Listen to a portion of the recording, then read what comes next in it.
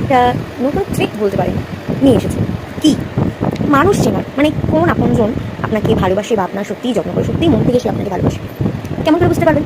এই ধরুন আপনার খুব খারাপ সময় যাচ্ছে, টাকা পয়সা নেই হাতে, আপনার খুবই অসুবিধায় পড়েছেন, তারপরে হচ্ছে কোনো কারণে আপনার কিছু একটা হয়েছে, তো আপনি আপনার সেই মানুষজনকে ডাকলেন, আপনার কাছের মানুষজন দ্বারা। তো দেখবেন যে কারা আসছে, আর দেখবেন কারা বাহানা দিচ্ছে, অজুহাত দিচ্ছে। তো যাদের কাছে হয়তো টাকা নেই বা আপনাকে দেওয়ার মতো সেরকম সামর্থ্য নেই, কিন্তু তবুও আপনার পাশে থাকার জন্য আপনার কাছে আসছে, তারা সত্যিকারই আপনার প্রিয়জন, কাছের মানুষ, আপনার ভালো চায়।